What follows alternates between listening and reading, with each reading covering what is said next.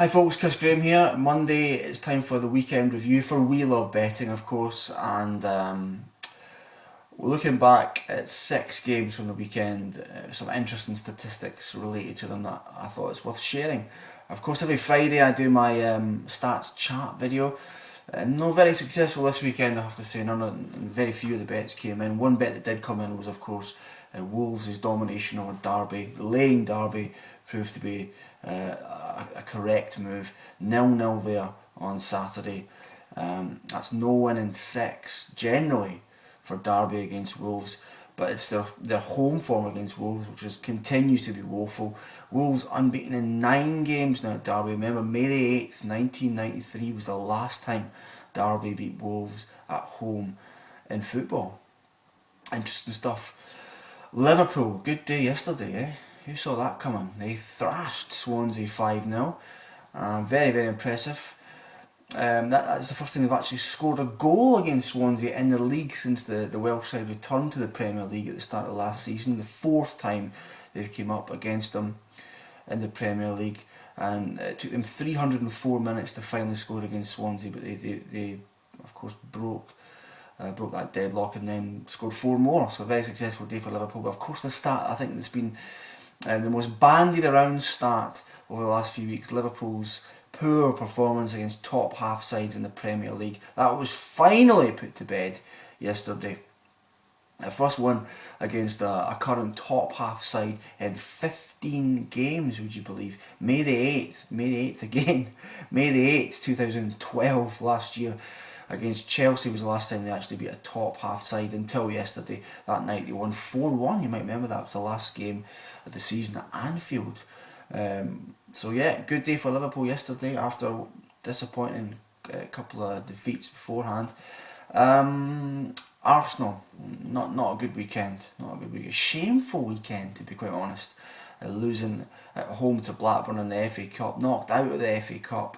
A lot of anger and bitterness amongst Arsenal fans at Arsene Wenger. I guess at the moment it looks like another season without a trophy, and 2 long-standing stats, I'm sure you know this already, got absolutely bust with that result.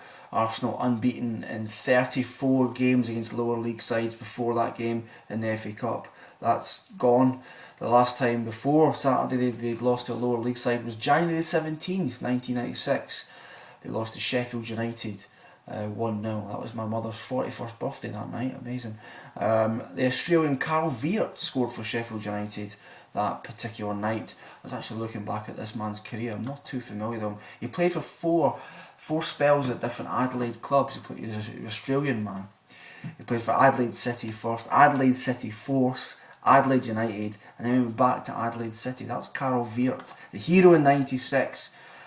Blackburn were the heroes on Saturday. Colin Kazim Richards definitely was the hero as they knocked Arsenal at the FA Cup, and it was of course Arsenal's long outstanding home form in the FA Cup was gone as well. 34 games unbeaten at home in the FA Cup. Their first defeat since Leeds won 1-0 at Highbury back in the 4th round in February 1997, and a 1-0 win. The goal scorer that night was Rod Wallace.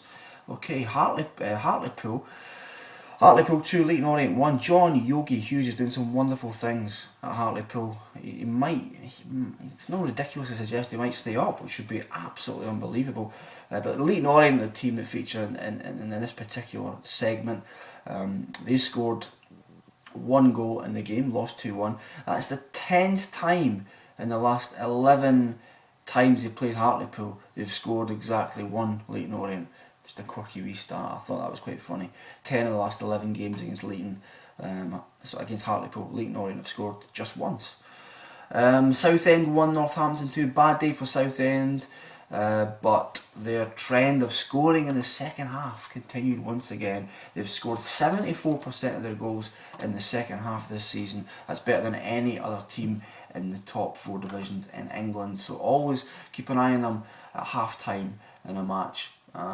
You might want to back them because they have a real proclivity to score in the second half of matches. And finally from Scotland, Celtic 6, Dundee United 2. Disappointing for people like me who were excited to see Jackie McNamara start his Dundee United career so well. But Celtic, their 6th consecutive win, they became the first side in the SPL this season to rack up 6 wins in a row.